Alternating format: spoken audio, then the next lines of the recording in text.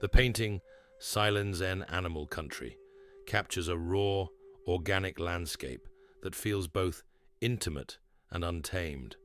The painting's texture is rugged, evoking a scene shaped by time, decay, and renewal. Nestled within the earthen hues are subtle figures, an animal grazing, another hidden among the rocks. The edges of the painting appear torn, reinforcing the idea of impermanence, as if the scene itself is dissolving. The handwritten text, "My own backyard and springtime for us," frames this wilderness, not as something distant, but as something deeply personal. The silence is not empty, it is alive. Silence is an integral part of Zen practice. Here, Silence in Animal Country is not about the absence of sound, but the presence of deep listening. In nature, silence is not stillness. It is filled with the whisper of wind, the movement of animals, the slow breath of the land. This painting invites us to enter that kind of silence, the one where thoughts dissolve and presence remains. It suggests that true awareness comes not from controlling nature, but from being fully immersed in it. This scene aligns with hexagram 52, Mountain, Keeping Still, a call for patience, observation, and attunement with the natural world. The landscape, seemingly undisturbed, holds wisdom within its quietude. The stillness of the animals, the sense of waiting embedded in the composition, reflects the hexagram's guidance. Not all movement is progress. Sometimes, transformation happens in silence. The text, "Springtime for us," suggests a season of renewal. Yet it is not rushed. It unfolds in its own time. Lao Tzu reminds us that nature follows its own course, without force. Silenz in Animal Country embodies this flow. The land shapes itself. Animals move without hesitation. And silence is not forced, but simply exists. Taoism teaches that the greatest wisdom is in yielding to the natural rhythms of life. This painting serves as a mirror, reminding us that we, too, are part of this ecosystem. Our attempts to control or define nature are illusions. The Tao is found in watching, listening, and allowing. A secular Buddhist approach might see Silenz in Animal Country as an invitation to embrace uncertainty.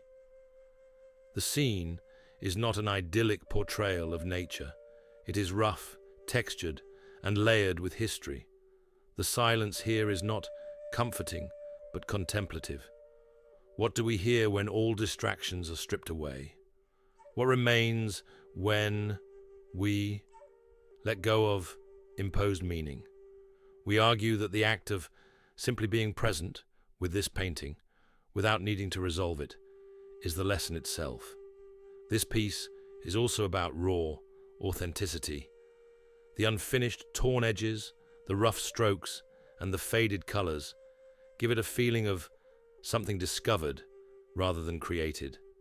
The painting doesn't try to impress, it just exists. That is its power. The key to this artist's creativity is not perfection, but presence, and Silenz in Animal Country embodies that philosophy. It's a reminder to embrace imperfection, to leave space for interpretation, and to trust the quiet moments in our own creative process.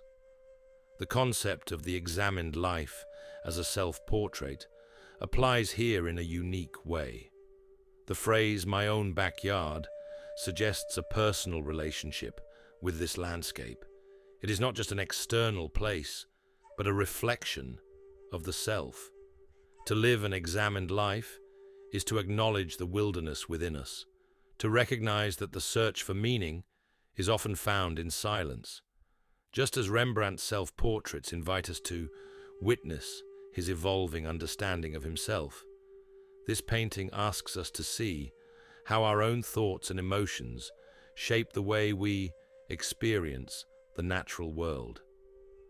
Silenz in Animal Country is a meditation on quiet, presence. It reminds us that silence is not empty, it is full of life, memory, and transformation. It speaks to the way nature holds its own wisdom, unburdened by the noise of human intention.